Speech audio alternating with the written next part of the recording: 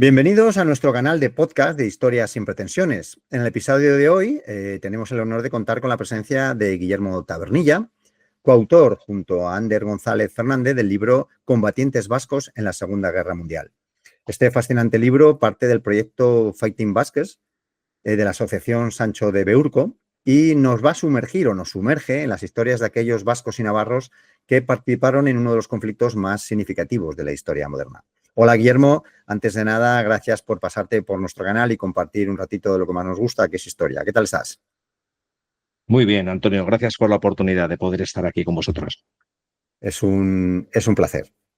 Bueno, a lo largo de esta entrevista, Guillermo nos compartirá detalles sobre el proceso de investigación, las fuentes utilizadas y, lo más importante, los testimonios personales de los combatientes que dieron vida a esta obra. Exploraremos las experiencias en el frente, los desafíos a los que se enfrentaron y el legado que dejaron a sus familias y sus comunidades. Hay que decir que este libro combina además crónicas históricas y biográficas de vascos que participaron en el conflicto a través de distintos ejércitos, como el francés, británico, soviético, estadounidense, guerrillas. Además, incluye fotografías de Jesús Balbuena Maeso, que recrean las unidades y contextos en los que los soldados participaron. Ese tema hablaremos también detenidamente porque vuestra asociación está muy vinculada al mundo de la recreación. Entonces, prepararos para un viaje a través del tiempo lleno de historias conmovedoras y heroicas que nos ayudarán a comprender mejor el papel de los vascos en la Segunda Guerra Mundial. No se lo pierdan, amigos. Lo primero, Guillermo, háblanos un poco de la Asociación Sancho de Beurco. ¿Cuál son sus objetivos, trabajos, cómo nació, el porqué, un poco así resumidamente? Bueno, la Asociación Sancho de Beurco nace hacia 1990 y, bueno, se constituye en el 98, pero es posiblemente una de las decanas de las asociaciones memorialísticas de ámbito vasco, con el objetivo de estudiar un poco la guerra civil y hacer una especie de puzzle donde colocar las piezas que nos faltan de un momento además muy especial, donde todo el tema memorialístico empezaba a ser de una gran potencia, pero a la vez muy al comienzo, ¿no? Todavía sin definición, con mucha voluntariedad. Por todas partes surgieron asociaciones, la nuestra es una más, que luego ha ido derivando todas estas cuestiones memorialísticas al ámbito de historia militar, posiblemente su primer origen, aunque no me atrevería a hablar de militarismo ni nada que se le parezca. Luego al ámbito del patrimonio construido con las fortificaciones, cinturón de hierro y demás, y en medio, como modo de divulgar este patrimonio de una forma o de poner en valor este patrimonio construido muchas veces a través de la recreación histórica. En el ámbito, yo creo que, bueno, pues de lo último que hemos leído últimamente, a mí lo que más me apetece es hablar de nuevas museografías y tal, que en Cataluña se está trabajando bastante este tema, pero si bien los grupos de recreación histórica ya tienen bastante solera en este país, ya son los más antiguos ya de finales del siglo XX y luego, bueno, pues había una serie de cuestiones relacionadas con la guerra civil, la Segunda Guerra Mundial y tal, que les diferencia y en otros ámbitos históricos también. Y nosotros como asociación lo que hemos intentado ha sido adaptarnos un poquito en estos 26, 27 años a las circunstancias cambiantes, ¿no? De lo que, por un lado, demanda la sociedad, por un lado, nosotros, que siempre hemos sido un grupo pequeño, hemos intentado hacer una labor donde se aúna la faceta de investigadores con una faceta divulgativa, ¿no? Y ahí es donde está el equilibrio. Quizás lo más complicado porque, por un lado, la investigación es la que luego te lleva a la divulgación, pero, claro, la divulgación pues pasa, que es lo que trataremos después, muchas veces por la recreación histórica, ¿no? Uh-huh. Has comentado uno de los proyectos iniciales, ¿no? Que era todo lo relacionado con guerra civil, pero luego tenéis este sobre el que vamos a hablar, que es el de Fighting Baskets, o sea, vascos luchadores, ¿no? O combatientes. Entonces, cuéntanos un Sí, poco en sí. concreto el origen de este proyecto. Bueno, tuve no, tengo, mi cuñado su hermana se casó con un americano que estaba muy vinculado en una zona de las de Estados Unidos, de las del oeste de Estados Unidos, donde había una comunidad Amis, y me acuerdo que trajo una camiseta que ponía Fighting Amis, y luego, bueno, pues había una serie de cuestiones relacionadas con la guerra civil, la Segunda Guerra Mundial y tal, que les diferencia y en otros ámbitos históricos también. Y nosotros como asociación lo que hemos intentado ha sido adaptarnos un poquito en estos 26, 27 años a las circunstancias una camiseta donde es una, ya sabemos que son totalmente pacifistas de credo, ¿no? De obra y de palabra, ¿no? Pero que obviamente en aquel momento me hizo mucha gracia y luego resulta que en una de las lecturas de previas al proyecto, que es un proyecto que nace hacia 2015, el proyecto de vascos en la Segunda Guerra Mundial, es un proyecto de memoria, nos encontramos en una de las muchas lecturas con un carro de combate que está en Manila, en la liberación de Manila, si bien a esa ciudad que fue una de las más masacradas durante la Segunda Guerra Mundial, la batalla que hubo allí, con todos los miles de muertos, ¿no? Incluida prácticamente toda la comunidad española, donde había pues bastantes vascos, ¿no? Incluido una historia muy bizarra de pelotaris que tenían una liga propia de pelota bajo la ocupación japonesa, donde había dos frontones, uno el de Manila, frontones internacionales, porque se ha jugado pelota en todo el mundo. Se jugaba en Miami, se jugaba en Manila, se jugaba en Shanghái, se jugaba en muchísimos sitios. Bueno, pues esta liga, bajo la dominación japonesa, es una de las historias de la Segunda Guerra Mundial más bizarras que se pueden oír en ninguna parte, ¿no? Bueno, pues uno de los carros de combate que entran en Manila lleva, ya sabéis que los carros, los aviones, todo se decoraba, ¿no? Todo se Sí. pintaba, se le ponían nombres de lo más bizarro, ¿no? Llevaba el nombre este de Fighting Basque o Fighting Basques, en castellano vulgar y corriente, y la verdad es que, bueno, pues el nombre tenía lo suyo, ¿no? El nombre tenía cierta pegada en un momento en el cual nosotros, pues, teníamos un proyecto que se definía, en el cual todavía no teníamos muy claro dónde íbamos, porque no conocíamos prácticamente cuando se publica el libro que no fue el mejor momento para sacarlo, porque hoy en día conocemos muchísimo mejor los nichos de memoria en lo que es la participación de los vascos o de otras comunidades migrantes en la Segunda Guerra Mundial. Y aquí sí que sería importante diferenciar entre lo que es el exiliado político de izquierdas, la persona vinculada pues eso, al exilio republicano, o el migrante económico, donde tenemos pues en gallegos muchísima gente del norte, también gente de Aragón, pues asturianos, vascos, cada uno en nichos muy diferenciados. Por ejemplo, no sé, ahora mismo esto sería algo muy segmentado, pero bueno, por resumir muy rápido, por resumir, los gallegos que están en todas partes, bueno, pues tienen una comunidad muy potente en Nueva York, los vascos en todo el oeste americano, de Idaho hacia lo que es Nevada y luego California, donde están las rutas ovejeras, y la comunidad asturiana, bueno, pues en Miami es una comunidad muy conocida, ¿no? En Miami. Entonces, luego también tenemos una comunidad andaluza que viene de cortar caña de azúcar en Hawái y que son realidades muy poco estudiadas hasta prácticamente los albores de este siglo. Esa comunidad andaluza, formada por 2.000 personas, ya tiene los hijos en la Segunda Guerra Mundial, y todas esas historias que nos hacen mirar a la diáspora, ¿no? De esa manera, pues son un poquito la ilusión y la motivación que tenemos al abordar estos estudios. Y cuando hablamos de nichos, nos referimos, pues, pues yo que sé, Francia, ¿no? Con toda la grey del exilio que decía Machado, los exiliados republicanos que cruzan los Pirineos cuando por ejemplo, la desbandada, no, perdón, la desbandada es Málaga, cuando ya en el 39 ya cae Cataluña y se Y van hacia toda Francia. la diáspora por los Entonces, Pirineos. eso es.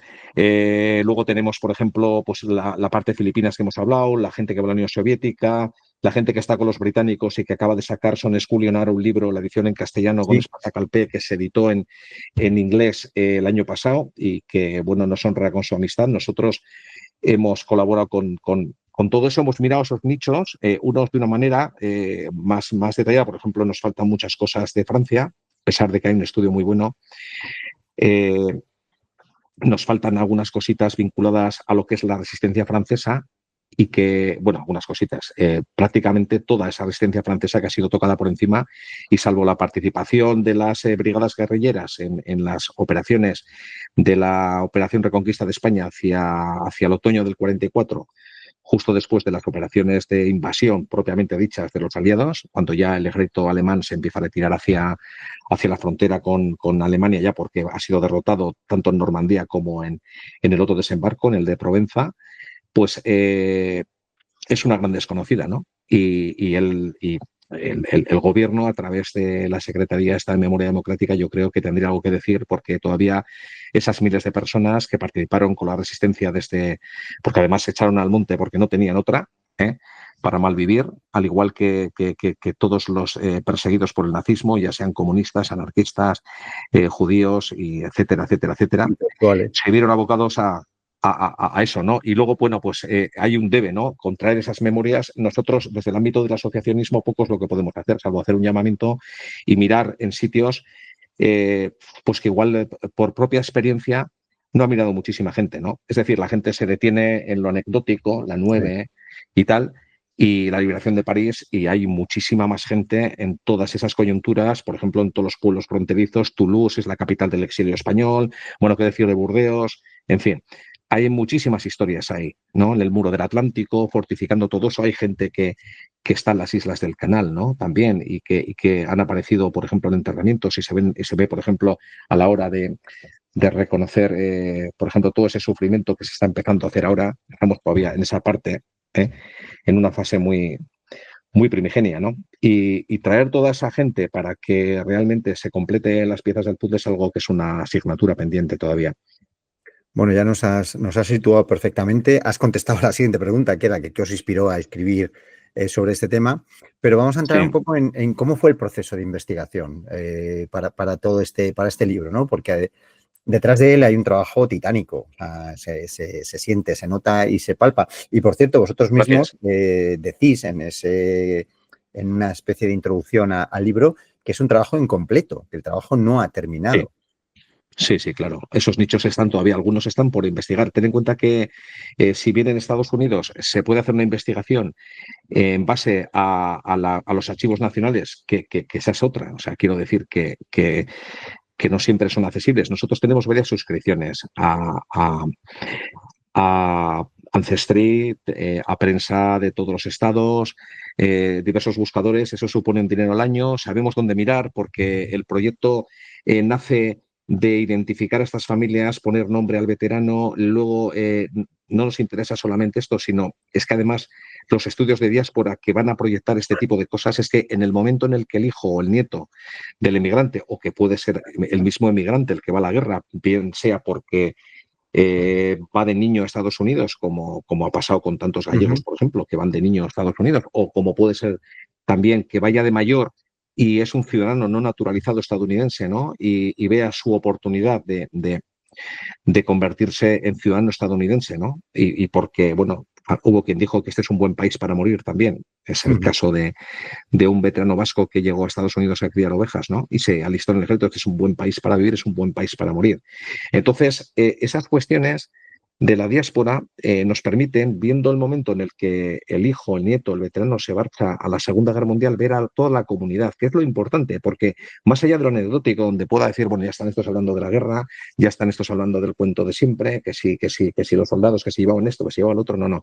En ese momento en el que puedes ver al veterano tirando de esa madeja a través de estos buscadores y a través de los archivos de la prensa, de los estudios de genealogías, de cantidad de bases de datos, es cuando puedes tirar de toda la familia. Entonces ves a la comunidad migrante cuando ha ido a Estados Unidos, le pones nombre a esas personas que dejaron sus valles y sus localidades por una situación, en el caso estadounidense, económica, pura y dura, de poder mejorar sus vidas arriesgándolo todo, cruzaron el mar, y por eso la importancia de estos estudios es que de otra forma no sería fácil visualizar o visibilizar a todos a todas esas familias, ¿no? El veterano permite que en un momento en que el hijo marcha a Allende los mares, pues fíjate, el ejército estadounidense tuvo 1 decena de millones de combatientes, de hombres en armas, Ujú. ¿no?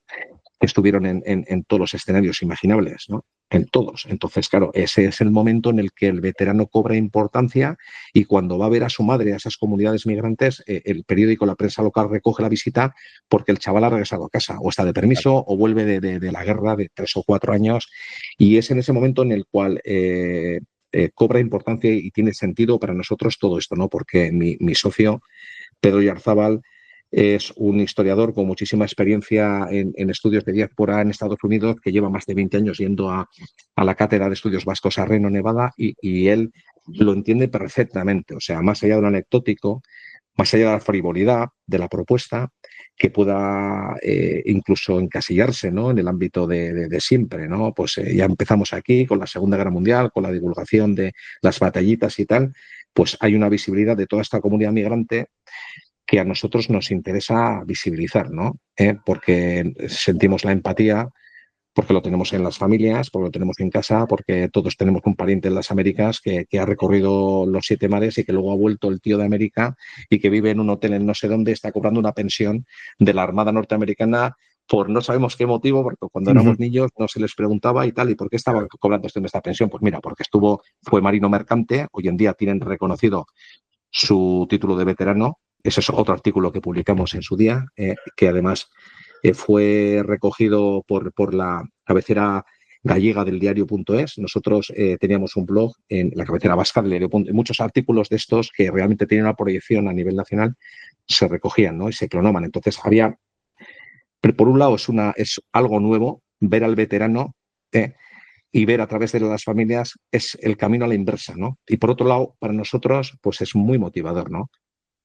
Claro, entonces el objetivo está claro que es el veterano, es el que lleva la historia en la mochila, y esa comunidad migrante, ¿no? Entonces, ¿qué fuentes de archivos fueron para vosotros más valiosos para llegar a ese objetivo? Pues, a ver, las fuentes de archivos son las que te he dicho. Son bases de datos, Ancestry, genealogía, prensa local. En el caso, por ejemplo, de otros sitios que es más difícil la investigación, como Filipinas, pues foros de familias donde la gente habla, porque es una comunidad, sobre todo la de Manila, prácticamente masacrada por los japoneses al final de la ocupación, el 45, cuando están entrando los americanos en Intramuros, se masacra a toda esa gente. Hay un programa buenísimo, ¿no? Hay una tesis doctoral y hay un programa buenísimo, ¿no? Que se llamaba Duty Free, ¿no? Se dedicó a Manila con una entrevista a la nieta de una de las últimas supervivientes. Esto se vio en televisión hace, pues igual más de 17 años, porque era de Sardá, ¿no?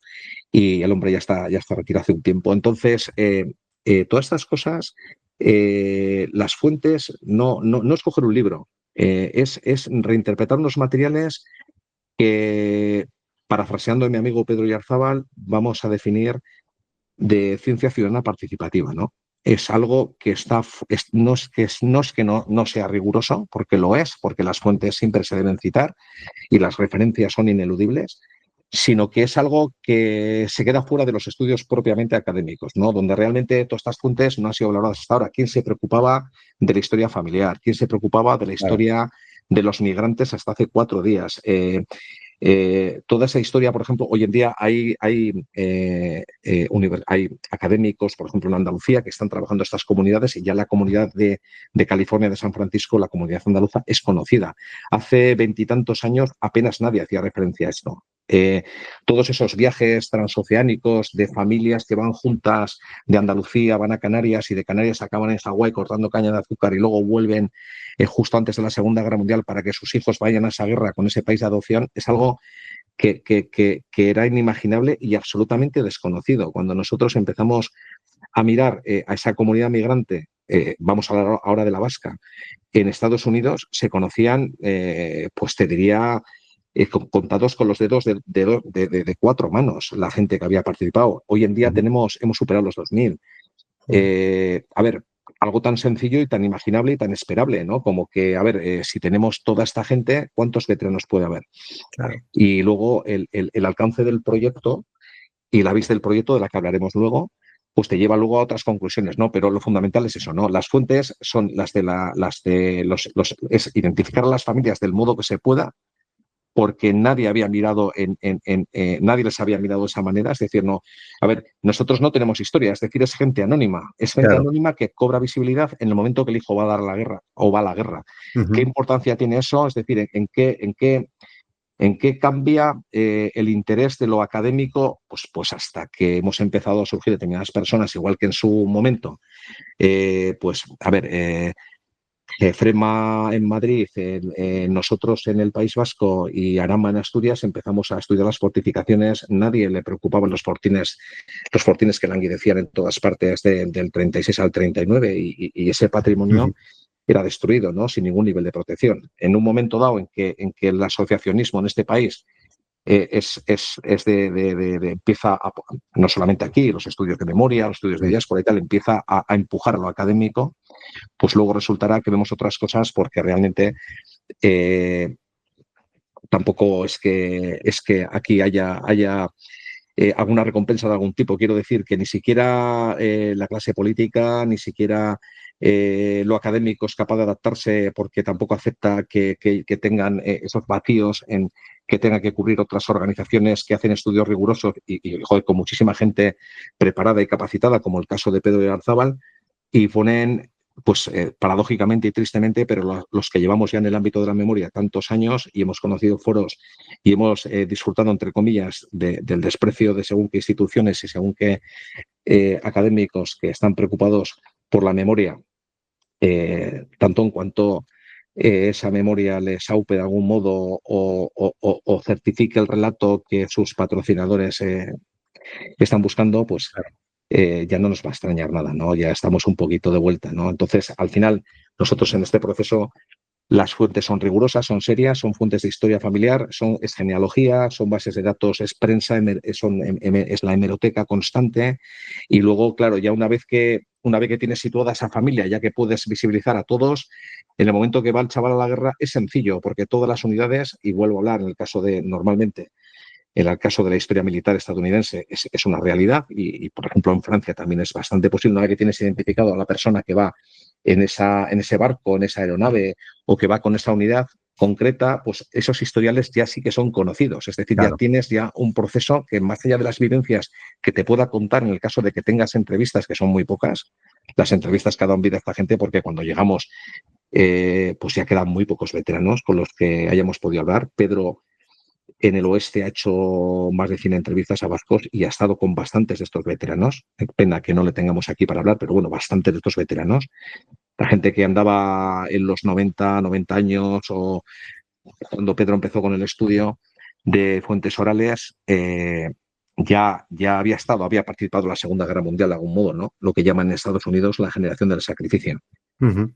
Antes, tenemos que volver a ese tema porque me parece súper interesante, pero vamos a hacer un pequeño paréntesis porque la fotografía dentro del libro juega un papel muy, muy, muy importante en la narrativa, ¿no? Es un papel crucial, yo diría, ¿no? Además, está muy vinculada a un tema que hemos comentado antes, ¿no? Que es a vuestro trabajo de recreación histórica. Cuéntanos un poco ese mix. Bueno, nosotros ideamos este proyecto todavía sin saber muy bien en lo que nos íbamos a encontrar, como te he dicho antes, en un momento muy, muy al principio, y como un modo de poner cara a esa generación a través de la recreación histórica, ¿no? Una recreación histórica bastante intimista, o que puede ser extrapolable a los libros que conocemos vinculados, por ejemplo, a la historiografía británica, anglosajona, donde se respeta mucho la historia militar. En cualquier cosa que hagan, vinculado al cine, al teatro, lo que sea, la escenografía es muy importante, el respeto a la historia militar, cosa que, por ejemplo, en el cine español se echa bastante en falta, porque no se trabaja muy bien ese tema. Y entonces nosotros vinculamos esa fotografía con todos los defectos del mundo, porque no tenemos a nuestro alcance todos los materiales, pero sí que hemos intentado trabajar un plano muy corto, es decir, 2, 3, 4, 5 recreadores máximo, como un modo de visibilizarles, ¿no? Como un instrumento, no como un fin. Es decir, la recreación histórica aquí no es un fin en sí mismo, decir, bueno, ¿qué haces? No, hacemos memoria y lo que necesitamos son unos materiales y como no los tenemos y a lo mejor no los vamos a tener, pues vamos a recrearlos, ¿no? Y esa es un poco la utilidad que tiene. Cuando se publicó este libro, habíamos hecho, no sé si media docena de historiografías serias. Una que se hizo en la Ferté con un avión, que es la única B-17 que hay en el ámbito europeo, hay en el ámbito de la Unión Europea, porque Ujú. en Inglaterra tienes un museo con 2 o 3, ¿no? Que se han utilizado para rodar la última serie producida por Spielberg y por Tom Hanks, ¿no? Masters of the Air, en Dusford, en el Museo de la Sí. RAF. Y entonces, en la Fertiale tienen una B-17 que utilizamos en 2016 para hacer una sesión de fotos espectacular. No por nada, sino porque éramos media docena y el esfuerzo de llegar hasta allí, las dificultades que tuvimos para trabajar allí, que al final se resolvieron gracias a la organización y a una serie de gestiones que nos hizo el corresponsal de TV en París. Y bueno, pues aquello, el lujo de subirte a ese avión y de convencerles en pista, porque tampoco había nada preparado, nada más que vamos a hacer la B-17, que la tienen estática, porque ese avión ya no volaba, había volado hasta hace poco, pero ya no volaba, pues fue el lujo, ¿no? De poder hacerlo, ¿no? Bueno, de esas había esa concretamente, que es la que más me suena, pero había otras sobre el SAS, sobre los niños de Leningrado, había varias escenografías sobre el Batallón Guernica, que se llevaron había algo sobre la 13 Semibrigada de la Legión Extranjera, donde había tantos españoles exiliados que estuvieron prácticamente en todas partes, en África, en Oriente Medio, también estuvieron en Narvik, bueno, y luego al final acabaron la guerra en Europa en los Alpes, ¿no? Tienen un historial increíble, ¿no? Junto a las unidades del SAS francés son la cosa más increíble que te puedas imaginar, ¿no? Estas unidades militares, ¿no? Donde había cantidad de republicanos exiliados. También hablaremos de esas batallas y esas unidades donde encontramos a combatientes vascos. Vamos a volver a la fase personal, ¿no? De esos veteranos, de esas historias que al final salen a la luz porque el hijo acaba enrolado en el caso de estadounidenses, pero en el caso europeo de otra forma que también comentaremos, ¿no? Oye, has hablado antes de que tenéis entrevistas con veteranos. ¿Algún caso concreto que os haya llamado la atención? ¿Alguna historia que os haya impactado? ¿O alguna anécdota en ese proceso? Bueno, las que ha hecho en Estados Unidos las ha hecho Pedro. Pedro, en el ámbito del proyecto Memoria Visia o Memoria Viva en euskera, las ha hecho Pedro en Estados Unidos. Yo he estado con algunos veteranos, en algún viaje que he hecho a Normandía y Francia, pero aquí es imposible no hablar de Maximino Roda, ¿no? Niño de la guerra, niño de la guerra civil española, que le mandaron a Leningrado en el 37. Había dos expediciones en el norte, una fue obviamente la de vascos, la que sale del puerto de Santurce, y la otra la de asturianos, que sale un poquito más tarde, unos meses después. También en ese año 37, y las dos expediciones van a Leningrado, pero luego los niños pues se llevan a diversas casas, ¿no?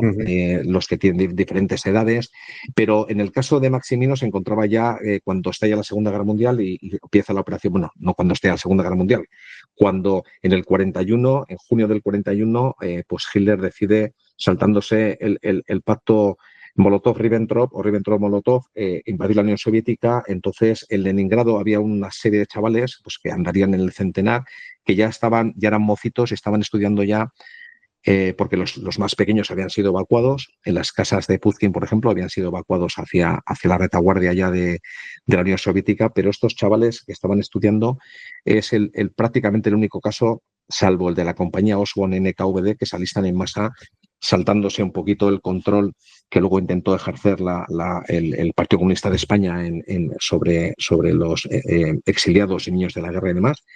Se alistan en masa en la milicia del pueblo de Leningrado, concretamente en la tercera división Funce, y mueren, pues más de 2/3 mueren en Karelia, ¿no? En unas condiciones horrorosas, enfrentándose a los finlandeses, que no a los nazis, en una de las grandes paradojas, que no los tanto, teniendo en cuenta que a pesar de que Finlandia era el único país con una democracia y con unas instituciones elegidas democráticamente que estaba o que tenía una alianza al principio bastante oculta con los nazis, ¿no? Pero luego bastante real.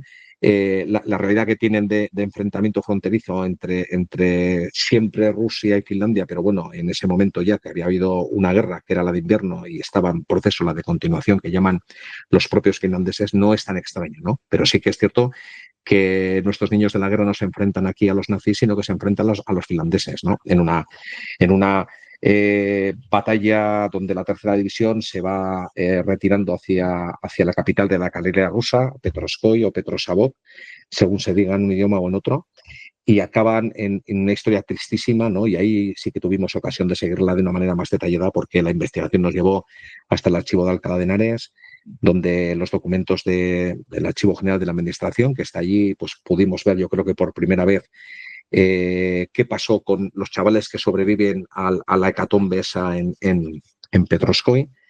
y cómo el régimen franquista los intenta utilizar para luego, posteriormente, pues, hacerles coincidir con una visita de el ministro Arrese a Adolfo Hitler a Berlín, y como no pudo ser porque el barco que les tenía que traer por el Báltico, un barco sueco, tuvo una avería en las calderas, pues al final, al no poder hacer coincidir esa visita propagandística en la cual el régimen intentaba devolver los niños robados a través del ministro Arrese, pues como no coincidió, todo el seguimiento que hacían los periódicos de Madrid, por ejemplo la ABC, que ya se publicaba de manera unificada, ¿no? Pues era un seguimiento hasta ese momento, hasta el momento en el que se espera que va a haber una entrega de los niños robados. Esto de robados lo digo todo entre comillas, pues cuando no se puede hacer, pasan al ostracismo. Entonces tiene historias muy tristes, ¿no?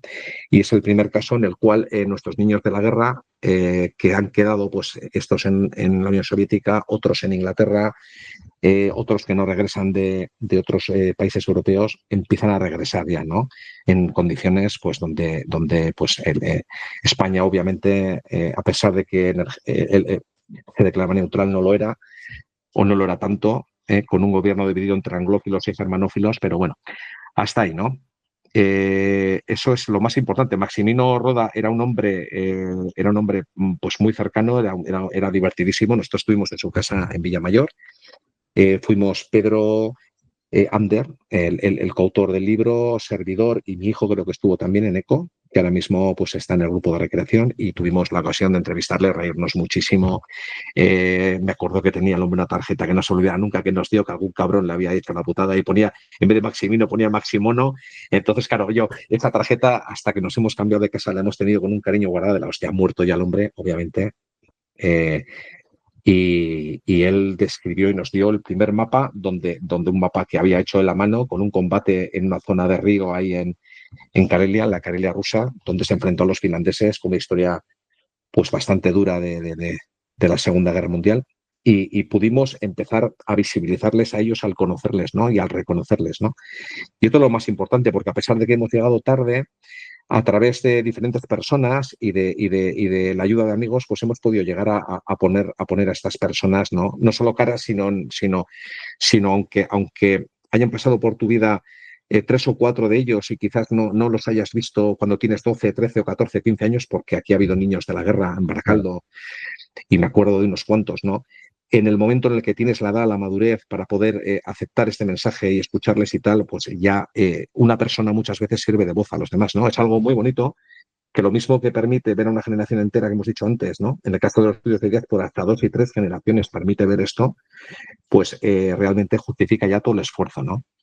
Muy bueno, y además muy bonito, sí, es lo que dices tú, ¿no? El poder recibir esa transmisión de aquellas vivencias y de aquellas situaciones que tuvieron que pasar. Pues, principalmente, yo creo que todos los soldados que lucharon en la Segunda Guerra Mundial de origen español, de origen vasco, pues entiendo que muchos saldrían por los Pirineos, llegarían a Francia en su primer destino. Luego tenemos también en Inglaterra, ya no solamente niños, sino por propios soldados, la URSS, pero también hay vascos y descendientes en Estados Unidos, que nos ha sido contando, ¿verdad? Esos son los focos más importantes. Sí. Es importante decir aquí que nosotros no discriminamos ninguna memoria. Es más, nosotros creemos firmemente en que todas estas vidas están unidas por vivencias comunes. En el caso del exilio republicano, por supuesto. En el caso del migrante económico, bueno, pues puede haber más diferencias en virtud de los orígenes donde se juntan todos con primos, parientes, etcétera. Pero en el caso del exilio republicano, nosotros no hacemos en ningún caso ninguna diferencia.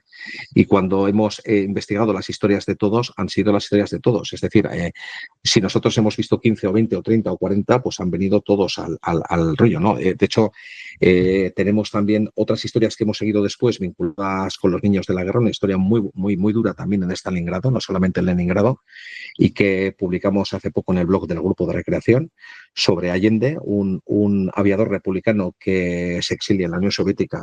Él es cántabro, pero hace toda la guerra civil con la República, con la sociedad, bueno, perdón, con las FARC, con las Fuerzas Aéreas Republicanas. Empieza en Madrid y luego sigue todo un periplo por todos los aeródromos de la España republicana, ¿no? Este hombre se exilia en Rusia, en la URSS, y posteriormente pues es uno más de los cuidadores, ¿no? Un maestro que se encarga de los chavales y que muere con ellos intentando cruzar el Volga, ¿no?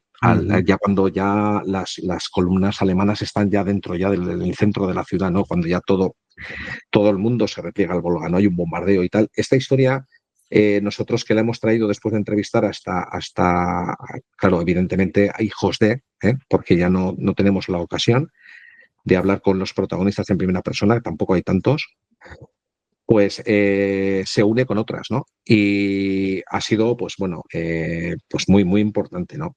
La verdad es que todas estas historias lo son. Claro. Ya has comentado algunas unidades donde estaban enrolados, los has comentado así un poco por encima. Y en vuestro libro pues mencionáis su participación en operaciones militares tan importantes y significativas como el Alamein, Narvik, Leningrado. Todo esto ya metidos en harina, ¿ha sido muy complicado el recabar esa historia de su participación o es ya más sencillo por haber documentación en los archivos militares de cada país? ¿Cómo ha sido? Bueno, en el caso de la Francia Libre, que es lo que estamos hablando ahora, ¿no? Del tema de Narvik, que es la 13 Semibrigada de la Legión Extranjera, donde pues hay algunos autores que hablan de un 40% de españoles republicanos y también había, evidentemente, voluntarios apátridas, claro, de personas que no podían volver, italianos, alemanes, austríacos, miembros de las brigadas internacionales que están atrapados en la Legión, ¿no? La Legión es una salida para el exilio republicano que está hacinado en los campos del sur de Francia, en campos infames como Gurs.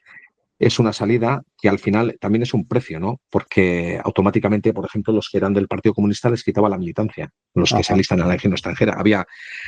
Pero claro, hay gente que decide pues tirar por la calle de en medio y acabar en Argelia, en los campos de instrucción de la Legión extranjera y luego pues tiene periplos de estos, ¿no? De este que tú has dicho, que al principio de la guerra, pues el año 40 les lleva hasta Narvik, ¿no? Incluso luego regresan al continente, es decir, a Europa, y luego evacúan otra vez a Inglaterra, y ahí en Inglaterra pues algunos se amotinan cuando llega el armisticio y claro, el gobierno francés dice que los combatientes tienen que regresar, ¿no? A la metrópoli, entonces les dan la oportunidad de regresar, pero claro, ellos tienen miedo de que les devuelvan a España, con lo cual el riesgo de acabar de cualquier manera pues para ellos no era asumible. Con lo cual, unos se amotinan, otros directamente se incorporan a la Francia Libre, pero tenemos que pensar que en el comienzo a De Gaulle pues prácticamente no le seguía nadie. Si tenía 1000 leales, era prácticamente ahí, es en ese verano del 40, cuando Churchill decide, bueno, pues voy a fiar mi fortuna a este señor, que luego al final pues capitanearía un gran movimiento en torno a la Francia Libre, pues nosotros hemos podido hacer un seguimiento de la primera división de la Francia Libre en virtud de que quizás sea la más estudiada, ¿no? Y ahí sí que hay bastante documentación, bastantes publicaciones. Y luego tenemos la tesis doctoral de Diego Gaspar Celaya sobre españoles en la Francia Libre, que empezó con ella prácticamente al albur de todo el trabajo que empezamos nosotros a mirar, ¿no? De hecho, él estuvo en archivos franceses, trajo a todos, sin excepción, a todos los que forman parte de la Francia Libre, pero aquí sí que quisiera distinguir entre lo que es la Francia Libre, los hombres de Gaulle propiamente dicho, que están haciendo todo un periplo por África, Siria y demás, y la resistencia francesa, que es otra cosa diferente, ¿no? De la resistencia francesa es poco lo que sabemos aún y hablamos de miles de personas y en el otro lado, pues obviamente son bastantes menos porque había ya una militarización, es gente que tal, es gente que viene de los campos de Argelia, es gente que ya viene de Inglaterra, es gente, bueno, hay periplos extraordinarios, o sea, no, no podríamos destacar ninguno. Ahora mismo, hablando de la 9, que es quizás la unidad más emblemática dentro del regimiento de marcha del Chad, que también tenía muchísimos españoles exiliados, pues nos viene a la cabeza pues, el estudio que hicimos, ¿no? para hacer la investigación de algunos de los pocos vascos, ¿no? Que había 3, 4. Siempre ha sido muy, muy mitificado todo este tema y no se han conocido estas realidades porque tienes que bajar al nivel de microhistoria y empezar a Claro. investigar las biografías concretas, y de muchos de ellos, lo reconoce el propio Diego Gaspar, es muy poco lo que se sabe. No estarán completas un tercio, mucho menos de un tercio de las biografías de las 9 aún. Faltan, a ver, aunque se sabe quiénes son, Sí, pues falta, por ejemplo, pues que a esa gente se le pongan datos. curioso. Después de tantos años todavía estamos en esa Sí, sí, situación, ¿verdad? Guillermo, eso es. háblanos de unidades como, por ejemplo, el Batallón Guernica, que combatió en la batalla del... A ver, que aquí como empezamos con la De pronunciación. la Pointe de Graf, Ahí está. de la Pointe de Graf. ¿Eh? O he leído también sobre el tercer Batallón de Fusileros Marinos Vascos. Otras unidades emblemáticas que tengáis reconocidas y recopiladas y estudiadas. Bueno, aquí la realidad de las diferentes organizaciones del exilio republicano, ¿no? Por un lado, el gobierno vasco tenía su propia organización. Por otro lado, estaba Negrín en Londres. Bueno, pues aquí había entre ellos, pues bueno, pues un poquito, sálvese quien pueda, un poquito de supervivencia, porque eran realidades pues que adolecían de problemas económicos serios, ¿no? Y que realmente la supervivencia en este momento pues era prácticamente lo más importante. De hecho, Claro. los niños de la guerra que están allí todavía, que son unos 500 los que se quedan en Inglaterra, no tenían sobre ellos, a ver, no se me ocurría hablar ni de control ni de supervisión, porque todo ese tipo de cosas son complejas de discernir en este momento, ¿no? No tenían conocimiento de las realidades. Los chavales estaban dispersos, entre ellos de manera espontánea se reunían. Por ejemplo, estaba el grupo de las Midlands, ¿no? Donde había unos 20 o 25 chavales que jugaban a fútbol juntos, pero por un lado,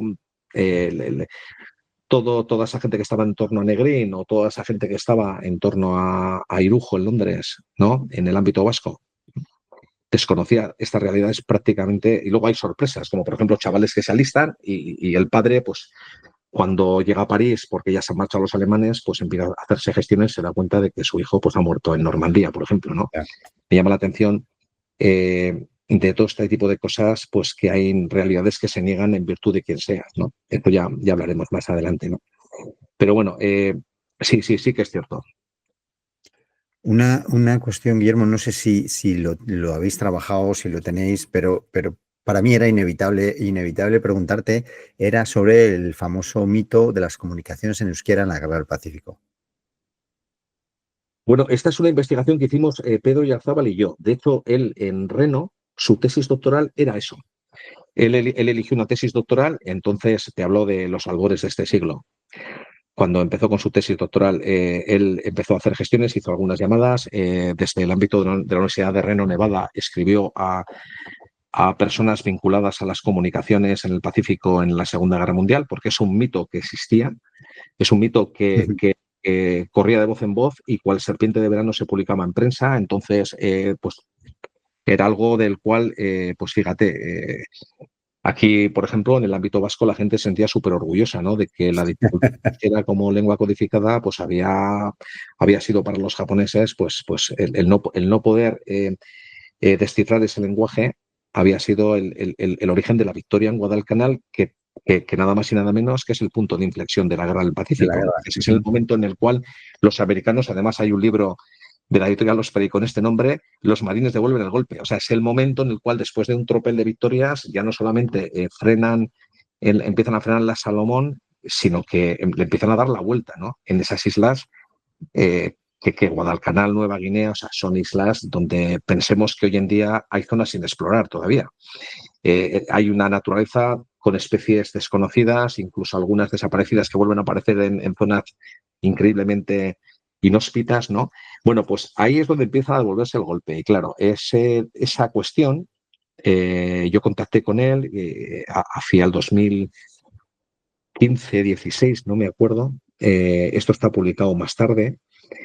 Y empezamos a hablar de este tema. Entonces, claro, yo le dije que no pensase sobre estas cuestiones relacionadas con la inteligencia, con la criptografía o con los espías, con las agencias de inteligencia de entonces, las que eran entonces, de una manera académica, como podría pensar un historiador, sino que pensase que nadie viene diciendo, mira, yo soy este tío, que tengo este nombre, en aquel momento el capitán Carranza, que también le podemos definir de señor X, y que fui el tío que encriptó las comunicaciones utilizando la lengua vasca en Guadalcanal. O sea, esas cosas no son así. O sea, y entonces, claro, el cambio de pensamiento de esta cuestión llevado a cuestionarlo, algo que se había dado solamente con la lectura de 4 prensa, nos llevó a buscar la fuente original, con 4 periódicos, nos llevó a buscar la fuente original, que efectivamente estaba en un artículo de Eusko-Della de México, que en aquel momento era un órgano de difusión del Partido Nacionalista Vasco en el exilio, es decir, del gobierno vasco,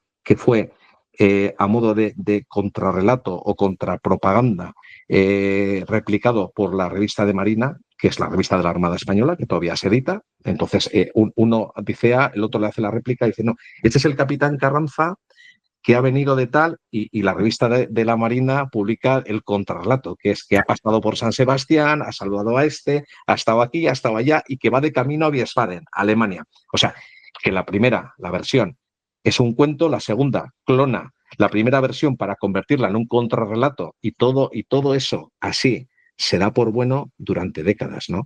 Entonces, claro, nosotros lo hemos cuestionado. Entonces, como no podíamos demostrar que ese relato era mentira, en ese momento de la investigación ni siquiera teníamos el número exacto de marines de origen vasco que habían formado parte del cuerpo. Hoy en día lo sabemos casi a un 90%, y ninguno de ellos existe, de los que dice el cuento. Pues en ese momento, como no podíamos probar, digo, vamos a deconstruirlos. Vamos a probar por qué no es posible. No vamos a probar porque es que nadie va a levantar el dedo y va a decir, no, no, a mí se me ocurrió esto cuando estábamos de broma allí en la Casa Vasca de no sé dónde, se me ocurrió este cuento, y claro, dije, venga, vamos a publicarlo. Es decir, como es de esos, no va a levantar el dedo ninguno, vamos a intentar deconstruir ese relato. Un proceso maravilloso, gracias a Pedro y al nivel que tiene como investigador ni como académico, ¿no? Entonces, claro, en ese momento pusimos no te voy a decir centenares de conversaciones de teléfono, pero 6 o 7 al día durante muchísimo tiempo, intentando dilucidar lo otro, lo de más allá, ¿no? En un trabajo que se llamó Basque Code Talkers, ¿no? El mito, ¿no? El enigma del mito y la historia, algo increíble, ¿no? Y que desgraciadamente no ha querido coger aún la comunidad académica vasca, ¿no? Es decir, las implicaciones que nosotros apuntamos que cortamos decididamente al final de la Segunda Guerra Mundial, cuando desaparece la USS y pasa a ser NSU y una serie de agencias a dar paso a la CIA, y lo que ha pasado después, pues parece que no lo quiere saber nadie, ¿no? Es decir, son cosas que ya corresponden a otros.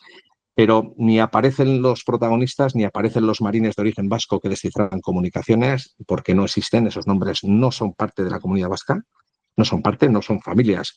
Está el Juan Ana, el otro, el de la moto, ni el mismísimo capitán Carranza, que además le entierran en un accidente en Nueva York, que no hemos sido capaces de encontrar por ningún lado ese accidente, es decir, la atropellan para que nosotros no le podemos encontrar, es decir, justo el año, ese año 77 que hemos estado hablando antes, que tú pasaste por Bilbao, ese año desaparece también Carranza. Es decir, no vaya a ser que venga a Bilbao y alguien le entreviste, ¿sabes? Y nos cuente tu película, pero por si acaso ya la habían entrevistado en Della. Alguien la había entrevistado en Della, y en Della publicaban, porque es Capitán Carranza, tal, no sé qué, y el mismo día, o esa semana, no tengo ahora mismo la hemeroteca aquí, pero sí que a poco que buscase encontraría los artículos, sale también la noticia de su muerte. O sea, que qué pena, ¿no? Que lo has visto tú, ¿no? Qué pena que solo lo habéis visto los mismos, ¿no? Durante estos años. Y bueno, ¿eso qué ha provocado? Pues ha provocado que siempre los que viven del relato, que ya no engañan a nadie, pero que encima ni siquiera son los protagonistas de esas historias, porque eran gente que estaba en condiciones muy duras, sufriendo las penalidades de la Segunda Guerra Mundial, de una organización en el exilio, que tienen que sacar adelante unas instituciones de las que hoy en día disfrutamos todos, y que tuvieron que hacer lo que tuvieron que hacer, pero todo, o casi todo, en el ámbito de la lucha contra el nazismo. Pues resulta que luego hay una serie de personajes que estas cosas pues las llevan a otros ámbitos más personales, Y además, bueno, pues lo triste es que la comunidad académica se sienta involucrada en estos rollos y no vaya a decir algo que moleste a sus patrocinadores. Y esta es la realidad, ¿no? Es un poco, es la cobardía de esta profesión de la historia, ¿no? Ujú. Al final tenemos que venir una podía de cantamañanas a poner en evidencia ciertas cosas o ciertas mantas de las cuales, joder, pues nadie levanta para mirar debajo. Luego resulta que sí que habían levantado y que bueno, y que joder, pues ya lo dijimos que este señor había. Pero las preguntas importantes no las responden, ¿no?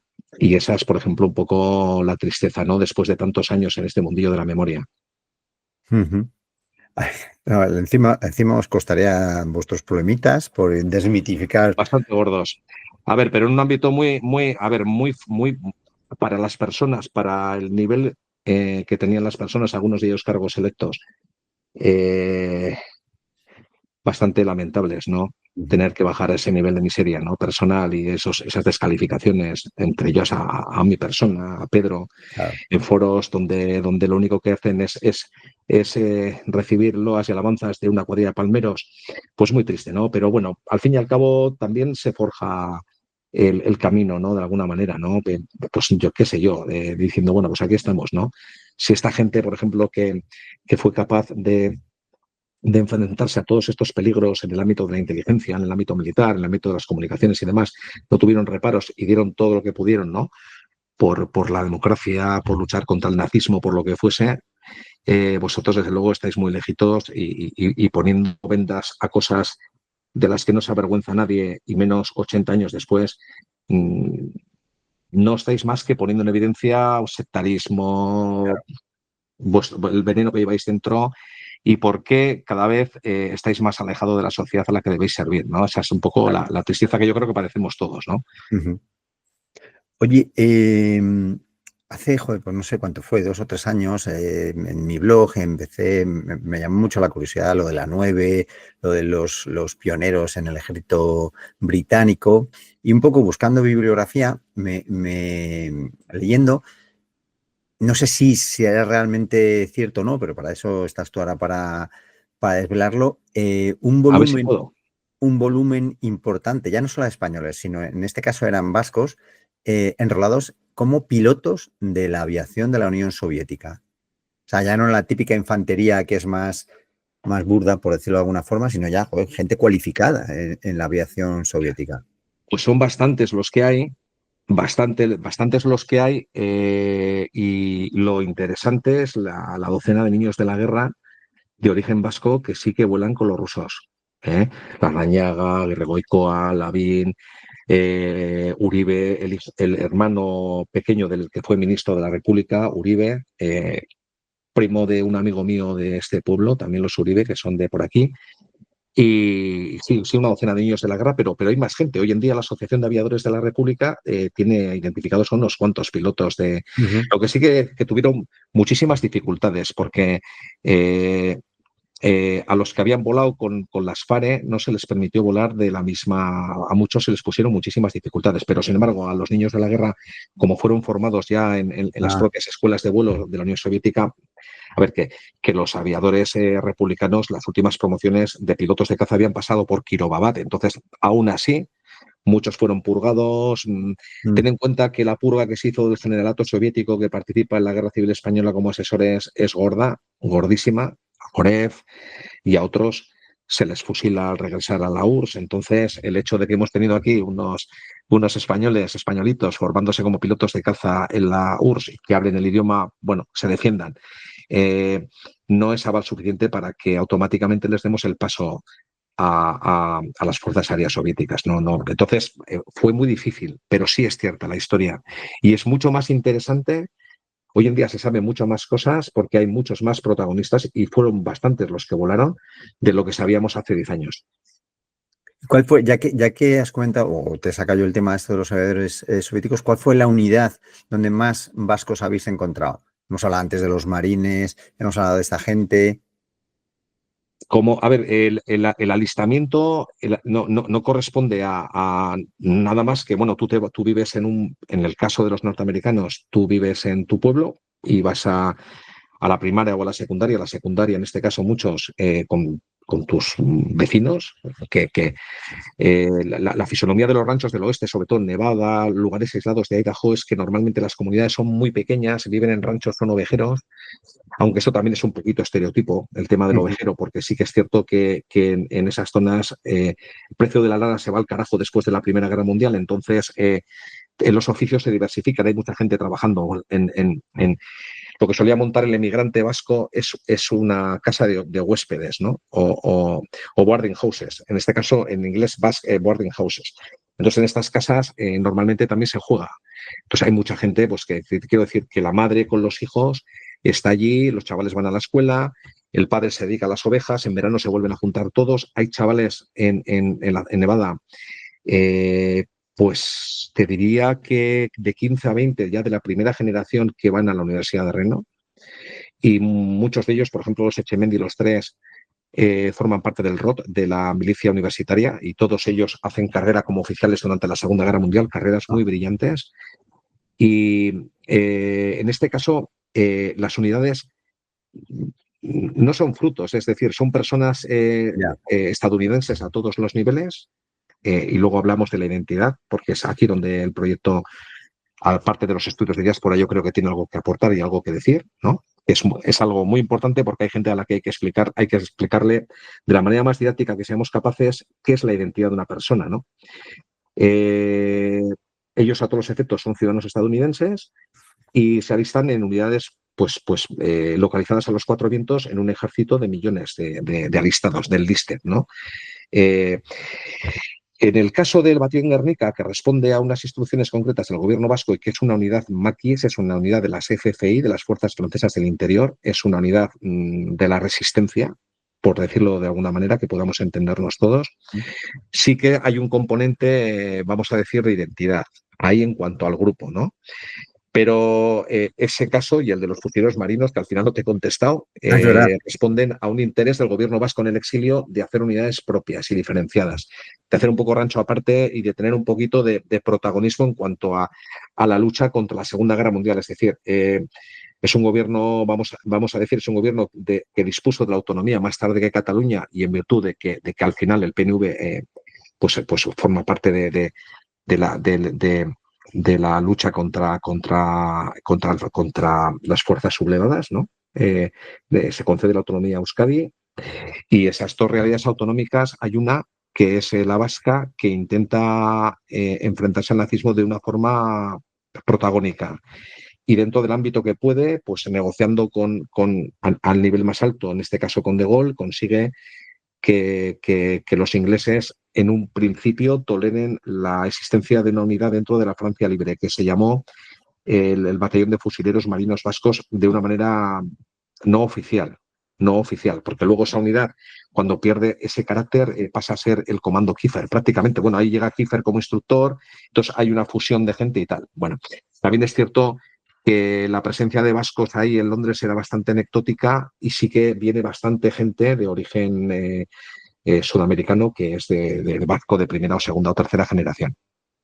Pero la única unidad propiamente vasca a instancias del gobierno vasco y con identidad propia es el Batallón Guernica. El resto son alistamientos que se producen en el ámbito pues, de la gente con la que estaban y en las circunstancias en las que vivieron. Aquí volviendo al tema de la identidad, que he visto que no me lo hacías esa pregunta, que es muy importante, y por explicarme de lo que estaba diciendo la identidad. A ver, ha habido gente que ha dicho que estos señores pues no son vascos, ¿vale? En el caso de los que no han nacido aquí, porque son estadounidenses a todos los efectos, ¿no? Vale. Las comunidades migrantes, todas ellas, no la vasca, la gallega, por citar a la más gorda, ¿no? La gallega. Y luego, en decreciente, en cuanto al alistamiento en el ejército norteamericano, pues están los gallegos en primer lugar, los asturianos y posiblemente los vascos los terceros o los cuartos. Y también hay una presencia de localidades aragonesas muy potentes, donde igual han ido 6 o 7 o 10 o 12 en pueblos pequeños, que es algo potentísimo, ¿no? Bien, la identidad de cada persona es algo que hay que preguntarle a cada persona. Es decir, nosotros no ponemos etiquetas a nadie. Nosotros no le decimos este señor. Es algo que forma parte de su identidad. De todas las comunidades migrantes que forman la realidad de un país de migrantes, que es una redundancia, que es Estados Unidos, En el ámbito de la Segunda Guerra Mundial apenas hay estudios, sí que hay algunos vinculados a los hispanoamericanos, sobre todo en estados del sur, como Texas y tal, pero es una etiqueta que nosotros no le ponemos a nadie. Es algo que forma parte de su propio ser, es algo con lo que ellos se identifican. Es un modo de ver el mundo que igual nosotros no tenemos porque partimos del estereotipo, partimos del simplismo, es decir, porque no entendemos lo que es el movimiento emigrante, Claro. porque no entendemos, porque no ha habido estudios de diáspora hasta ahora, ha habido muy pocos. Sí que es cierto que los estudios de diáspora en algunas comunidades ya llevan muchos años, por ejemplo, la vasca sí lleva muchos años, pero por ejemplo otras comunidades pues están muy recientes, ¿no? Y entonces siempre nos gusta poner etiquetas, este es esto es lo otro, este es no sé qué, este porque es de este equipo de fútbol tal le va este rollo, a este porque no es de este no le va este rollo y tal. Ellos se identifican con su identidad en cuanto a lo que han vivido en casa. Por ejemplo, por poner un ejemplo de lo vasco, que no pierden el idioma en esa primera generación y posiblemente tampoco en la segunda. En esa primera generación, cuando tú estás viviendo de las ovejas en un rancho que está del siguiente a no sé cuántos kilómetros, hasta que no vas a la escuela, tú no hablas otra lengua que la de tus padres, Claro. ¿vale? En el momento que vas a la escuela es cuando empiezas a hablar inglés. Ya en la secundaria ya el nivel de inglés que tienes es bueno y te comunicas con el resto, es decir, pero son realidades que están muy diversificadas, son pueblos muy dispersos, bueno, ni pueblos, son ranchos, ¿no? Entonces, ¿quiénes somos nosotros para decir a un señor lo que es o lo que debe de ser? No tenemos nada más que preguntarles, sino a ellos, a sus hijos, sus nietos, cómo se sienten, cómo mantienen sus raíces, cómo se vinculan a través de la cultura, de la lengua, de las danzas, de las reuniones de los picnic que se llevan tanto en Sí. Estados Unidos, de los hayaldi, de las fiestas, todos ellos. O sea, y esto mismo trasládelo usted a gallegos, asturianos, cántabros y a quien quiera, ¿no? Porque es lo mismo, es exactamente lo mismo, ¿no? Entonces, son preguntas que se hacen desde la distancia. No quiero ser peyorativo en el juicio, pero sí que muchas veces se hacen también un poco a mala baba, ¿no? Entonces, a ver, ¿qué haces tú con este tema cuando no nos intentas? A ver, vamos por un lado, a simplificar la realidad de estas personas que están intrínsecamente unidas a nosotros, por un lado, ¿no?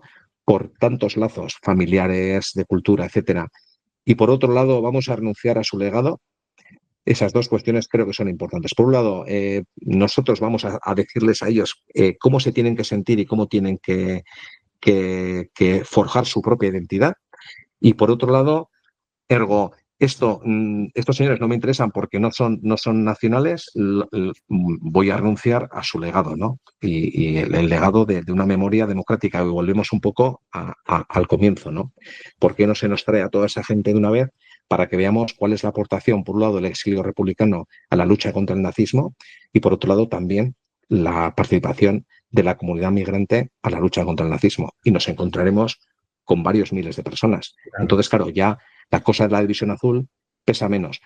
Entonces ya veremos que la división azul, con todo ese mito, que está bien estudiar, está bien conocer y por supuesto merece la pena saber, está bastante contrapesada. Entonces ya no es tan claro, que lo dice el propio historiador militar inglés Son Scullion. Solamente en el ejército inglés ya superan los 1000 y pico. Ya superan los 1000 y pico. Algunos con biografías muy brillantes. En el propio SAS, que era una unidad de élite, tienes una docena. Entonces es gente que está en el segundo SAS. Me hace muchísima gracia esta serie de televisión de la BBC, que es una serie sobre todo en la segunda temporada, donde no hay apenas referencia, ¿no? a esta realidad. Hay una pequeña referencia al exilio republicano en la primera, a través de los franceses que van llegando a la instrucción allí en el desierto, que creo que es el desierto de Argelia, pero no andan más. O sea, vemos una banda de británicos borrachos, donde hay irlandeses, donde hay ingleses, donde hay escoceses, pero no vemos la realidad del SAS, que era una unidad muchísimo más. Por cierto, un ejército, el del Reino Unido, que no era segregado como el estadounidense, que sí era un ejército segregado. Curiosamente, solo se segregaba a los negros. Al resto de sudamericanos, chicanos, con todo el desprecio que se les tenía en los pueblos de frontera y demás, que eran considerados ciudadanos de segunda o tercera, también a los vascos, no se les segregaba. Porque la diferencia en cuanto a la etnicidad que reflejaba células de identidad o de alistamiento era white, ¿no? Era blanco, ¿no? Entonces, claro, todo eso es poner etiquetas a la gente, ¿no? Y este proyecto no pretende eso, pretende ser un estudio de diáspora y respetar esas realidades. Y súper interesante. Todo está más la diferencia que haces entre el inmigrante por cuestiones económicas y luego el exiliado, ¿no? Y al final confluyen desde Estados Unidos unos y otros desde Europa, al final confluyen luchando con el mismo objetivo. Oye, una vez terminada la guerra y más centrados en los soldados que salieron de aquí, que habían luchado con el ejército republicano y que salieron de aquí, porque al fin y al cabo los estadounidenses volverían, el que tuvo la fortuna de volver y se incorporaría en su sociedad y en su mundo normal, ¿no? Pero estos que cruzaron los Pirineos, muchos de ellos, bueno, en huida, ¿cómo rehicieron su vida? Yo, por lo poco que sé de la 9 o por poco que sé de los españoles en el ejército británico, pues muchos se quedaron allí a vivir. ¿Cómo fue el caso de los vascos? Volver complicado. No regresan la mayoría. Sí que es cierto que el momento histórico se llamó la retirada, ¿no? Cuando cruzan los Pirineos, todos los restos del ejército republicano y muchísima gente, porque hay muchísima gente que tiene pánico y va a Francia y tal, y que luego regresa. Mucha gente de esa regresa también. Había fenómenos por todas partes, porque en el norte hubo varias evacuaciones masivas de gente a través de los puertos, también de Santander, y por supuesto al final del norte en Asturias, muchísima gente regresó, pero muchas familias completas, incluidas por ejemplo, la de mi mujer, pero muchas familias completas que entraban por Francia y luego regresaban a la zona republicana por tren, entraban en Cataluña, luego volvían en el 39 cuando cayó el frente de Cataluña y volvieron a cruzar a Francia y luego volvieron a regresar por otro lado. O sea, imagínate una madre con 4 o 5 hijos enterando de todo eso, ¿no? Bueno, sí que hubo mucha gente que regresó al principio, pero los veteranos normalmente no regresaban. Algunos sí regresaban para formar parte de las cédulas de algunos, y muy condecorados en Francia, de las cédulas del Partido Comunista, del Maquis y Cabo Almonte, que los teníamos por todas partes, y mueren en España, ejecutados, sobre todo en los primeros años de la represión franquista, que era atroz. Y lo que es lo más normal es de que rehiciesen su vida en Francia o en el Reino Unido o allá donde se quedasen. Por ejemplo, los ciudadanos de la Unión Soviética empiezan a volver a comienzos de los 50, ¿no? Ya vuelven ya con algunos ya muchos casados, algunos con sus hijos, empiezan a regresar y aquí son interrogados por la CIA. También esos papeles están en el Archivo General de la Administración en Alcalá de Henares y se pueden ver, yo he visto algunos, pero no me dio tiempo, tampoco era lo que buscaba en ese momento para investigar, es un periodo posterior a la Segunda Guerra Mundial, pero súper interesante. Yo creo que ahí tenemos una asignatura pendiente. Ellos, cuando hablas con ellos, todavía quedan muchos vivos, bueno, muchos. Ahora tengo en la cabeza a Victoria, Chenaya, muy poquitos, desafortunadamente, pero todavía queda gente que puede contar esa historia. Por un lado, echaron en falta el calor de las familias al regreso, que es algo que te lo dicen y no acabas de creerte, de que los niños que vinieron de la Unión Soviética ya adultos no les querían sus padres en casa porque colocaban a las familias en una situación de pobreza, muchas de ellas formando parte de quienes habían perdido la guerra, pues en una situación pues de miseria, ¿no? Que se agudizaba, ¿no? Con esos chavales en casa, claro. Entonces hay situaciones muy duras de desapego que a mí me cuesta entender, pero que es perfectamente real, ¿no? Humanas, ¿no? Y por otro, pues sí, muy duro. Y por otro, pues en el momento en el que llegan, claro, todos, no muchos, con estudios superiores, ingenieros, algunos habían volado aviones a reacción, interrogados por la CIA para ver este avión aquí qué fabricabas, aquí qué hacías. Claro, es que luego estamos en la época de la guerra de Corea, ya cuando empiezan a volar los cazas MiG, entonces todo eso ya, ¡fua!, ¿no? Interesa a la agencia norteamericana, ¿no? Entonces, claro, el gobierno franco colabora con ellos, entonces se sienten violentados en lo más íntimo, ¿no? Entonces, violentados, utilizados, manipulados, y luego les quedaba por delante, pues fíjate, de los años 50 hasta hoy, ¿no? Porque aquí se han quedado, aquí han seguido, algunos volvieron, ¿eh? Algunos volvieron. Y los que se han quedado, bueno, pues con historiales de lucha antifranquista durísimos, que luego llegó, pues cierto, claro, el PC no perdía la militancia del Partido Comunista, sino que la cogían de nuevo, o la retomaban, o empezaban con la célula y tal. Bueno, historias para no dormir. Claro, súper curioso. Oye, y aquellos que se quedaron en esos países, en la Unión Soviética, en Reino Unido, en Francia, Al final se ha conocido algún tipo de asociación que ellos se juntaran. Muchas, muchas, ¿Sí? muchas. Muchas, muchas, muchas. En el Reino Unido hay unas cuantas, hay una de veteranos del ejército inglés que tenía su propia sede, su bandera y todo. Eh, el centro español de Moscú es una referencia para todos los listados a los que hemos empezado a acceder, la gente que hemos investigado esta memoria. Es ineludible porque hay mucho trabajo ahí.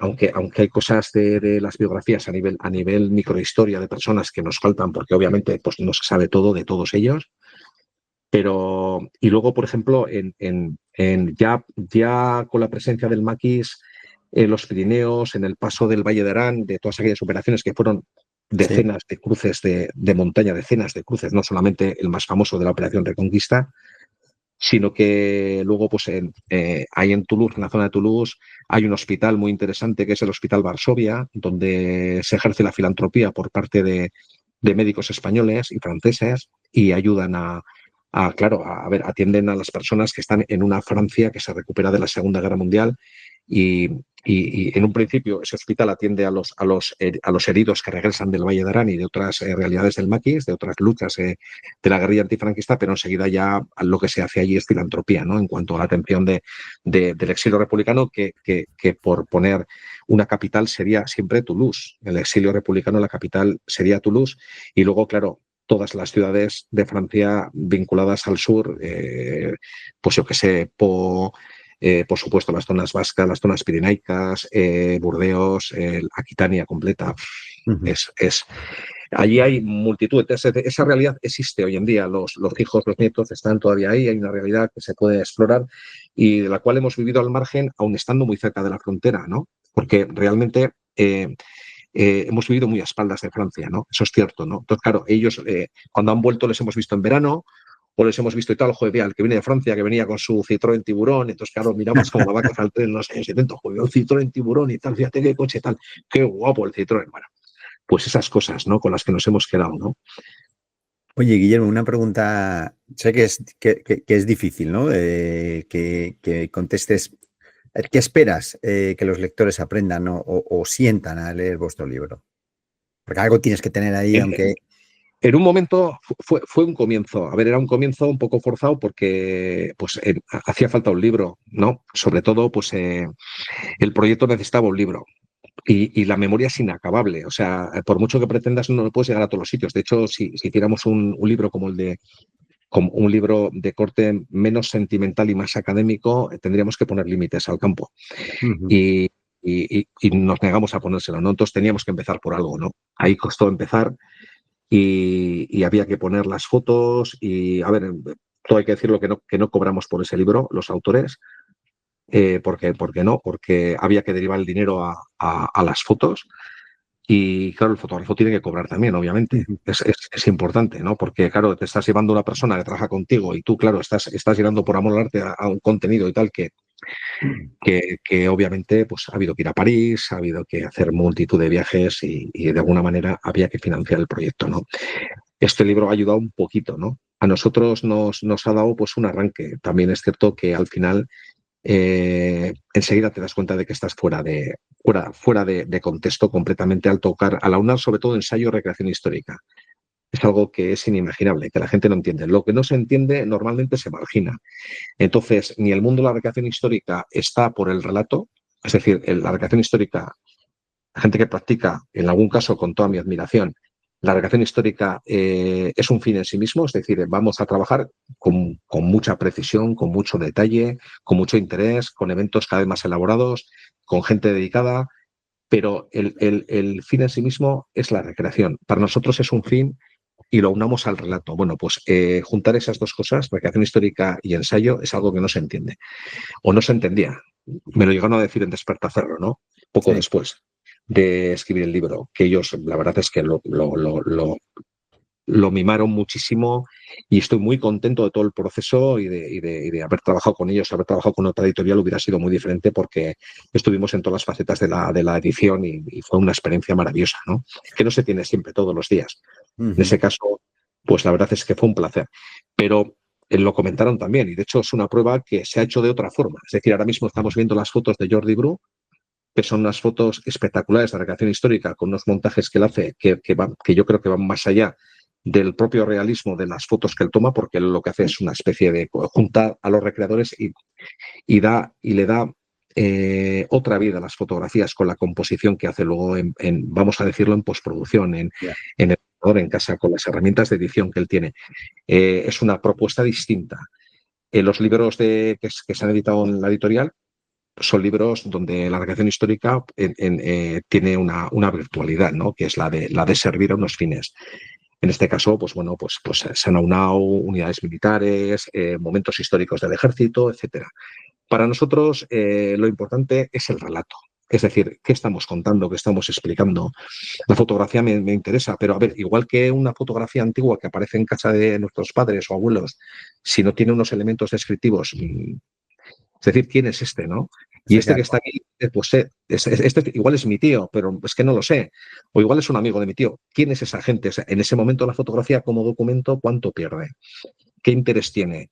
Si nosotros hacemos una composición en el ámbito escenográfico, porque pretendemos contar algo y no lo unimos a un relato o a unos elementos descriptivos, ¿qué es lo que estamos aportando? ¿No? Bueno, pues entonces, esas son las preguntas que yo me hacía en aquel momento y bueno, pues lo que veo ahora, ¿no? Lo que veo ahora, que ¿por qué tiene que comprar el libro? Pues la verdad es que es un libro que tiene cosas buenas y tiene cosas pues todavía muy, muy, muy verdes, ¿no? El tema de los aviadores está más currado. La verdad es que el tema de los aviadores en Estados Unidos, pero faltaban muchísimos aviadores porque yo ni siquiera había llegado a un 40%, me faltaban cosas. Y, y hoy en día, pues igual me lo plantearía de otra manera. Y hoy en día igual, pues haría una propuesta diferente, metería más fotografías de veteranos originales, más fotografías, o mezclaría de una manera más intensa unas con otras. Ujú. Es un libro francamente incomprendido, pero a fecha de hoy el mundo académico desprecia muchísimo al mundo asociativo, y del mundo Sí. asociativo ya hemos tenido ocasión de hablar de la cantidad de cosas que han salido en este país. Por ejemplo, la protección del patrimonio construido de la guerra civil. Por ejemplo, todas estas cosas de estudios de tal están cogidas con pinzas. Es algo que yo creo que se debe avanzar. Y luego, bueno, pues sin entrar en otras cuestiones, como la politización y demás. Nosotros hacemos estudios que lleguen a la gente y en el ámbito familiar y personal yo creo que es donde está los únicos momentos que podemos resarcirnos de verdad Ujú. no voy a decir penalidades, pero sí desde luego de sinsabores Sí. y de amarguras, ¿no? Y ahí es donde realmente encuentras y dices, hostia, cuando te da las gracias la familia de un veterano, como ha estado Pedro últimamente en el Jayaldi de Boise, que es la fiesta vasca por antonomasia en Boise, Idaho, la capital del estado.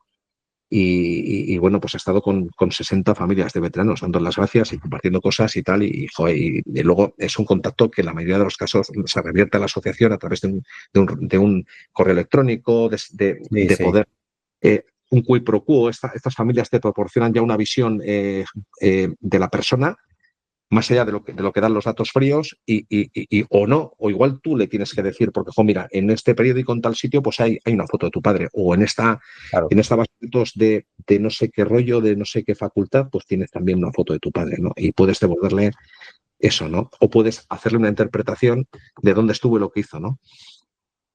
Sí, sí. Oye, más de forma prácticamente indirecta, ya me has contestado esta pregunta, pero te la tengo que hacer, ¿no? O sea, ¿crees que la participación de los vascos en la Segunda Guerra Mundial ha sido suficientemente reconocida por la historiografía?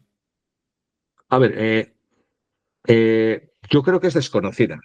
Toda la participación del exilio republicano hasta hace 4 días con los autores, a ver, 4 días con los autores que hemos citado ya anteriormente, y Sí. perdón por dejarme algunos, que sé que me dejo unos cuantos, era prácticamente desconocida. Las cifras que se manejaban hace 20 años con aquellos primeros estudios hoy en día sabemos que son muy superiores. Pero claro, esto es extrapolable a otras realidades que no han interesado cuando empezó todo el proceso de la investigación, de la transición adelante, cuando se empieza a coger el toro por los cuernos de la guerra civil y se empieza a investigar qué se sabía. O sea, todavía hoy no se bajan los niveles de microhistoria, es decir, no vemos la realidad. Cuando hacemos, por ejemplo, un estudio de la ciudad universitaria, de todos los batallones que forman parte de la ciudad universitaria, hace tiempo le pregunté a un historiador que había publicado un par de libros es un gran especialista y algunos amigos míos de Madrid les he hecho esta pregunta también directamente. Digo, vamos a ver, a nivel batallón, o sea, un batallón, una realidad de 450, 600 personas en el ejército republicano, el ejército popular de la República.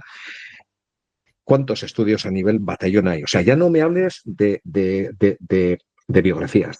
No me hables a nivel, por ejemplo, que bajes, por ejemplo, una especie de lupa inmensa y bajes al Parque del Oeste y empiezas a proyectar así al Parque del Oeste y de repente te quedas en una esquina. Yo no hablo de eso, de esa microhistoria. Hablo de nivel batallón.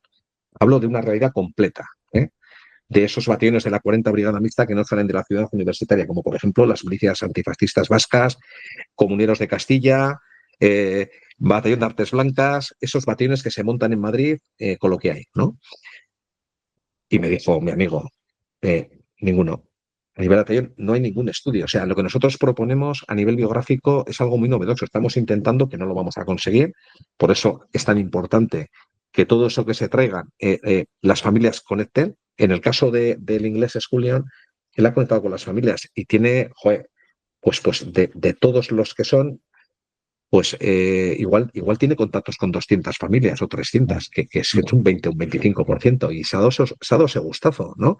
De decir, hostias, ya puedo ahondar más. Y él sabe que tiene proyecto, porque cuando empieza a desarrollar todas esas biografías, trasladarlas al ámbito de la inteligencia, porque los españoles, sobre todo los de la Number One Spanish Company, fueron muy utilizados por el SOE, el Special Operations Executive, que era quien coordinaba desde Londres todas las operaciones en la Francia ocupada, etcétera. Es decir, daba lo mismo que fueses americano y formases parte de una agencia de la OSS o la agencia francesa, tú estabas bajo el mando del SOE inglés, ¿no? Y habías pasado los filtros. Entonces, todos esos españoles habían pasado los filtros. Ahí tiene un montón de movidas bajo mando del PSOE, bajo mando de la OSS, operaciones en Guinea, en la Guinea española hay una operación súper chula, que ya más o menos, es decir, ahí hay un montón de derivaciones cuando él acceda a todo ese material, que además que es un material que también ha llegado a las familias a nivel oral.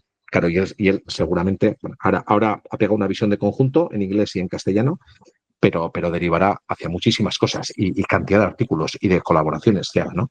Entonces, ese nivel de microhistoria, la realidad va a superar la ficción siempre.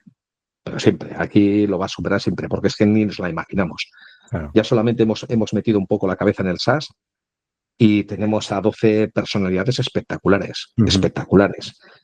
Ramos, Valerdi, Torrents, o sea, tíos que se fueron con los más locos, que hablamos de gente que no se paraba en mientes, o sea, que los sacan de África, los meten en Ringway, en Inglaterra les hacen un curso de paracaidista, les forman en operaciones y ya se hacen toda la campaña, vuelven a Italia y tienen unos periplos extraordinarios, que ni te lo imaginas. Ahí hay una historia muy chula en la operación que se llamó Tómbola. Este era el nombre de la operación, que era una operación del PSOE británico con equipos de paracaidistas del SAS infiltrados, donde había, pues de los 12 españoles del segundo SAS, podía haber 8 o 9, que montan un batallón plurinacional para atacar a los nazis al regimiento de montaña en Albinea, que están por la noche en una operación donde llevan un gaitero escocés para engañar a los alemanes, para hacerles pensar que son ingleses y no italianos los que les atacan, cuando los ingleses del SAS eran 8 o 9.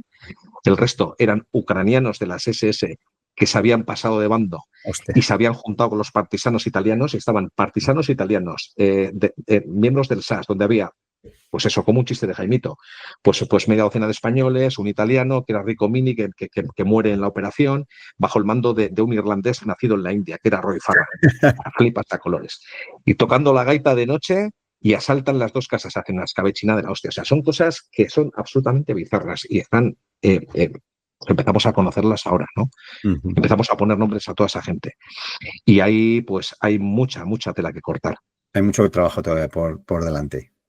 Sí. Oye, Guillermo, ya para ir terminando, ¿qué planes de futuro tenéis dentro de la Asociación Sancho de Biurco? Y en especial en este proyecto. Pues a ver, el proyecto en Estados Unidos, vamos a por el memorial. El memorial virtual se está trabajando ya, el memorial obviamente, del nicho estadounidense, ¿no? Porque es un memorial vinculado a la comunidad vasca en Estados Unidos. Eso por un lado. Estamos buscando también un memorial físico. Pedro ha hecho un viaje hace muy poco al Jaialdi de Boise, en la fiesta vasca de Boise, y luego pues ha hecho un tour por otras comunidades vascas hasta Nevada, ¿no? Donde dio una conferencia en la Universidad de Rennes el otro día.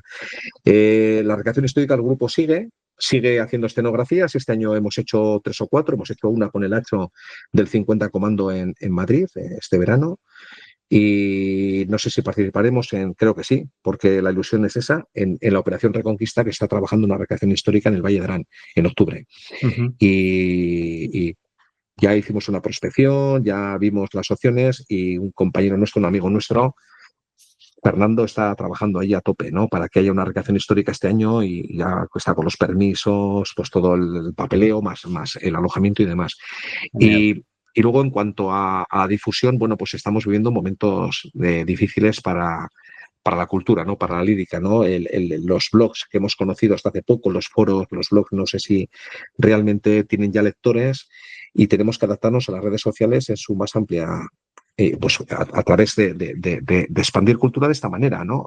No sé si YouTube, no sé si, por ejemplo, a través de herramientas como el podcast, colaborando con todos los amigos que nos piden una entrevista, que es muy de agradecer, a pesar de que no siempre tenemos el ánimo, ¿no? Para darles lo que el medio requiere, porque joder, el medio requiere que, como digo yo, aunque sea por viejos o por haber leído o por haber estado en según qué sitios, tenemos cosas que contar, ¿no? Pues igual tenemos esa responsabilidad de contarlas, ¿no? Por supuesto Y que ese sí. es un poco el reto, ¿no? El reto es como somos ya y con lo que tenemos ya andado a gatas, ¿no?